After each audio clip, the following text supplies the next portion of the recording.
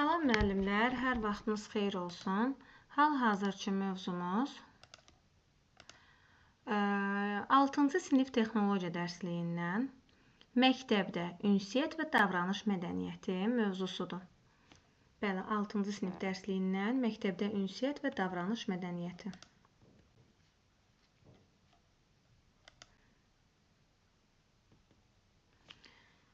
Gəlin mövzumuzla tanış olaq. Hər bir şagird mədəni ünsiyyət və davranış qaydalarını bilməlidir. Bunu bilməklə yanaşı, eyni zamanda bu qaydalara riayət etməlidir. Bəli, bütün şagirdlər qaydaları bilməlidir və bu qaydalarla yanaşı onlara əməl etməlidir. Bəs gəlin görək, ümumi davranış qaydaları hansılardır? İlk qaydamız, şagird məktəbə necə gəlməlidir? Şagird məktəbə məktəbli geyimində gəlməlidir. Məktəbli geyimi təmiz və səliqəli olmalıdır. Bəli, şagird məktəbə təmiz və səliqəli məktəbli geyimində gəlməlidir. Bəs nə zaman gəlməlidir? Dərsin başlamasına 15-20 dəqiqə qalmış məktəbdə olmalıdır. Lazımi dərs vəsaitlərini hazırlamalı, öz iş yerini tutmalıdır. Deməli, necə gəlməlidir? Məktəbli geyimində. Geyimi təmiz və səliqəli olmalıdır. Bəs nə zaman gəlməlidir? 15-20 dəqiqə qalmış. Bəs 15-20 dəqiqə qalmış niyə gəlir? Gəlib öz iş yerini tutmalıdır, lazımi dərs vəsaitlərini hazırlamalıdır. Dərs zamanı müəllimin icazəsi olmadan məktəbi və məktəb ərazisini tərk etməməlidir. Bəli, biz istədiyimiz zaman, belə deyək də, şagirdlərin adından desək, istədiyi zaman şagird məktəbi tərk edə bilməz.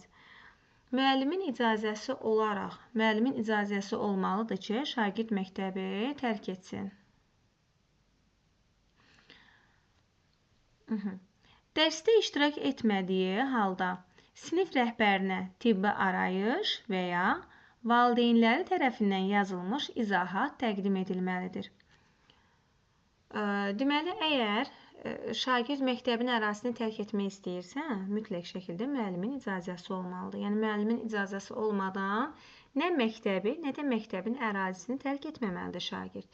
Əgər dərsə gəlməyəcəksə, o zaman şagird sinif rəhbərinə tibbi arayış təqdim etməlidir və yaxud da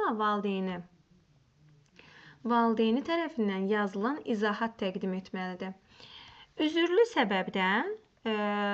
səbəb olmadan dərs buraxmamalıdır. Əgər indi xəstə deyilsə və yaxud da hər hansı bir problem yoxdursa, şagird dərs buraxmalı deyil. Şagird özündən böyüklərə hörmət, kiçiklərə qayğı ilə yanaşmalıdır. Məktəbdə və məktəbdən kənarda özünü necə aparmalıdır? Mədəni və nəzakətli aparmalıdır. Yaxşı, gəlin ümumi davranış qaydalarına bir də fikir verək. Şagirdlər məktəbə necə gəlməlidirlər? Təmiz, səliqəli məktəbli geyimində nə zaman gəlməlidirlər? 15-20 dəqiqə qalmış. Gəldisə, məktəbi istədiyi vaxtı tərk edə bilərmi? Xeyr, müəllimin icazəsi olmadan məktəbi tərk edə bilməz. Bəs əgər dərsə gəlməyibsə, nə etməlidir? O zaman sinif rəhbərinə ya tibbi arayış verməlidir, ya da valideyn tərəfindən yazılan izahat təqdim edilməlidir. Əgər üzürlü səbəb yoxdursa, yəni şagird məktəbdə olmalıdır. Üzürlü səbəb olmadan, bəli, əgər üzürlü səbəb varsa, evdə qala bilər. Yoxsa ki, şagird istədiyi zaman evdə qalsın, yəni bu olmamalıdır. Bəs şagird özündən böyüklərlə və kiçiklərlə necə davranmalıdır? Böyüklərə hörmət göstərməlidir, kiçiklərə isə qayğı ilə yanaşmalıdır. Bəs məktəbdə özünü necə aparmalıdır? Məktəbdə mədəni və nəzakətli. Təkcə məktəbdə deyil, məktəbdən kənarda da mədəni və nəzakətli aparmalıdır. Bu oldu nə? Bizim ümumi davranış qaydaları. Növbəti slaydımıza keçid edək. Bəs dərs zamanı hansı davranış qaydaları var? Dərs zamanı müəllim sinifə daxil olanda şagirdlər salamlaşmaq üçün ayağa qalxır. Və yalnız müəllim onlarla salamlaşıb oturmağa icazə verdikdən sonra otururlar. Bəli, şagirdlər, belə deyək də, müəllim sinifə daxil olanda İlk öncə şagirdlər ayağa qalxır, salamlaşırlar. Müəllim icazə verdisə, bəli, oturmalıdırlar. Eyni qayda ilə şagirdlər dərs zamanı sinifə daxil olan digər böyükləri salamlayırlar. Dərs zamanı şagird nə etməlidir? Nə etməməlidir daha doğrusu? Dərs zamanı səs salmaq olmaz. Kənar işlərlə məşğul olub dərsdən yayınmaq olmaz. Və eyni zamanda dostlarını da hansı ki dərsdən yayınma işlərini cəlb etmək olmaz. Daha sonra, əgər dərs zamanı şagird sinifdən çıxmaq istəyirsə, bunu necə etməlidir? Müəllimdən icazə almalıdır. Müəllimin icazəsi olmadan istədiyi zaman sinifdən çıxsın, bu olmaz. Əgər şagird müəllimə sual vermək istəyirsə və yaxud da müəllimin sualına cavab vermək istəyirsə, əlini qaldırmalıdır. Yəni, bir təsəvvür eləyək ki, bir müəllimə sual vermək üçün bütün sinif müəllim, mən deyim müəllim, bir o sinifi təsəvvür eləyək. Bir də ki, bütün şagirdlər əlini qaldırıb və müəllimi gözləyir ki, kim cavab verəcəksə, yəni səs-küysüz, boşuna, yəni xaos yaratmaq olmaz. Hər bir dərsin keçirildiyi kabinetdə şagird öz iş yerinin təmizlik və səliqəsinin qorunmasına cabideh olmalıdır. Bəli, bax, bu dərs zamanı davranış qaydalarına aiddir.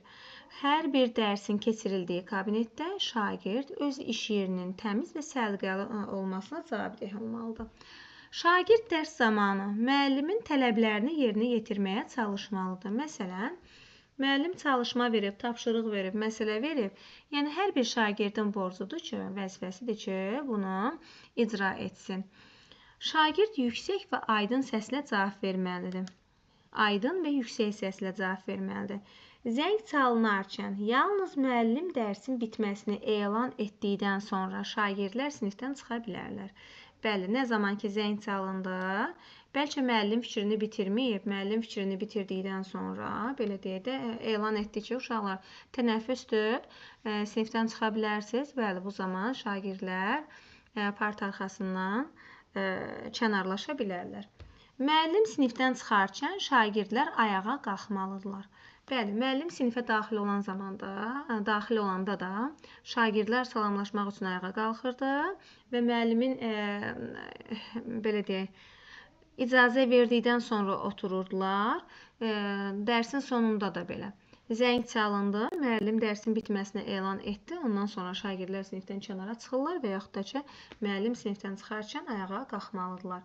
Başqa hansı dərs zamanı davranış qaydalarını öyrəndik?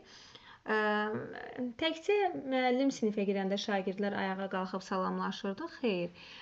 Digər məktəbin böyükləri və yaxud da indi valideyn olsun, digər böyüklər sinifə daxil olanda şagirdlər onları salamlayırdılar. Şagird sinifdə nə etməli? Deyil. Səs salmamalıdır, kənar işlə məşğul olmamalıdır, dostlarını bu kənar işlərə cəlb etməməlidir. Sinifdən kənara çıxmaq istəyəndə neyinir? İcazə alır. Suala cavab vermək istəyir, icazə alır. Sual vermək istəyir, yəni əlin qaldırır. İcazə almaq deyəndə əlin qaldırır. Daha sonra öz iş yerinin hansı ki kabinetdə dərs keçilir, həmin kabinetdə öz iş yerini təmiz, səliqəli saxlanmalıdır. Yəni ona cavabdehdir. Ətrafı çirkin olmamalıdır, belə deyim. Daha sonra şagird əgər müəllim qaldırıb ki, hər hansı bir suala cavab versin, o zaman şagird necə danışmalıydı? Yüksək səslə, demirəm qışqıra-qışqıra, sadəcə yüksək və aydın səslə. Yəni müəllim və yaxud da şagirdlər onun səsini eşidə bilsinlər. Daha sonra, bəli, dərs zamanı davranış qaydaları bunlar idi. Növbəti slayda keçid edək. Tənəffüsdə davranış qaydaları. Tənəffüsdə davranış qaydaları necə idi? Şagirdlər tənəffüsdə nə etməlidirlər? Öz iş yerlərini səliqəyə salmalıdırlar. İntizam qaydalarına riayət etməlidirlər. Bax, məktəbin daxilində intizam qaydalarına riayət etməlidirlər. Müəllim və məktəb işçilərinin tələblərini yerinə yetirmək. Baxın, müəllim və məktəb işçilərinin tələblərini yerinə yetirmək tənəffüsdə davranış qaydasıdır. Amma burada var idi, şagird dərs zamanı müəllimin tələblərini yerinə yetirməyə çalışmalıdır. Bu dərs zamanı davranış qaydalarıdır. Müəllim və ya məktəb işçiləri, nə bilim, psixoloq olsun, uşaq birliyi rəhbəri olsun, hər hansı bir məktəb işçisi olsun, yəni bunların tələblərini yerinə yetirmək, belə deyək, şagirddə davranış qaydası formalaşmalıdır. Tənəffüs zamanı, məsələn, 11-ci siniflər 3-cü mərtəbədədirsə, məsələn, deyək, 3 mərtəbəli binada 3-cü mərtəbədə olan sinifləri varsa, öz mərtəbəsində olmalıdır. 1-ci siniflər 1-ci mərtəbədədirsə, öz mərtəbəsində olmalıdır və yaxud da ki, 6-cı siniflər, 7-ci siniflər 2-ci mərtəbədədirsə, öz mərtəbələrində olmalıdırlar. Birdən də oldu ki, məktəbə hər hansı bir qonaq gəlib, valideynləri gəlib və yaxud da ki, müəllimləri. Bəli, onları görəndə onlarla salamlaşmalıdırlar və onlara yol verməlidirlər. Pilləkənlərdə, dəhlizlərdə hansı tərəfdən getməlidirlər? Yalnız sağ tərəflə. Bəli, yalnız sağ tərəflə hərəkət etmək lazımdır. O testlərdə ola bilsin ki, bizə düşsün. Tənəffüsdə davranış qaydaları eyni zamanda bura dərs zamanı davranış qaydaları da salına bilər. Deyir, fərqləndirin və yaxud da ki, hansı dərs zamanı davranış qaydalarına aiddir və yaxud da hansı tənəffüs davranış qaydalarına aiddir. Ola bilsin ki, nə bilim, ümumi qaydalardan salsın. Bax, bunlara daha diqqətlə baxırıq ki, biz testdə bunları ayıra bilək. Növbəti slayda keçilik.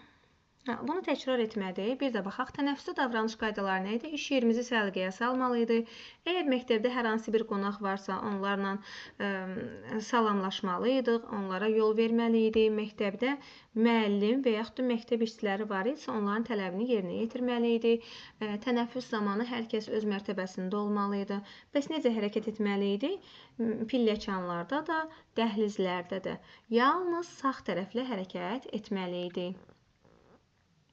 Növbəti slayda keçilik. Bəs şagirdlərə nə qadağandır? Şagirdlərə qadağan olan nədir? Dərsdən kənar vaxtda məktəbdə gəzmək. Məsələn, 3-ün yarısı, 3-ə belə deyək də 20 dəqiqə işləyib, məktəb bitdi, şagirdlər getdi evə. Və şagirdin məktəbdə işi yoxdursa, dərsi yoxdursa, şagirdin nə işi var məktəbdə? Bax, dərsdən kənar vaxtda məktəbdə gəzmək olmaz. Üst geyimində gəzmək. Üst geyimində, belə deyək də, palto ilə, kurtka ilə, gödəkçə ilə, belə deyək də, şagirdlər məktəbdə gəzməməlidirlər. Pilləkənlərdə, pəncərələrin yaxınlığında, oyun üçün nəzərdə tutulmayan yerlərdə qaçmaq. Bəli, qaçmaq olmaz məktəbdə.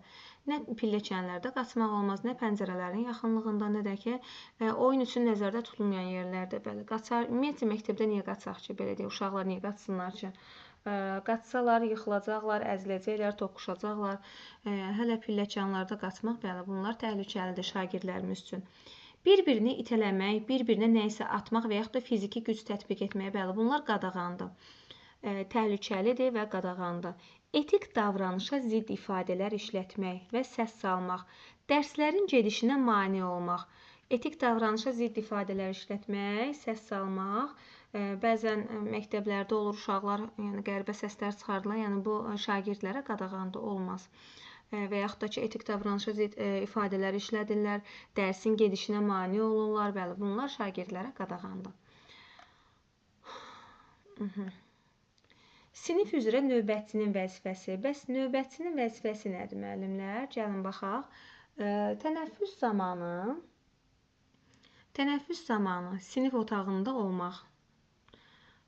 Növbətçi neyniyir tənəffüs zamanı? Öz otağında, sinif otağında olur. Və niyə sinif otağında olur? Sinif otağının səliqəsinə nəzarət eləyir.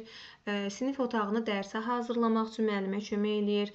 Və dərs qurtardıqdan sonra da sinifin təmizliyini təmin edir.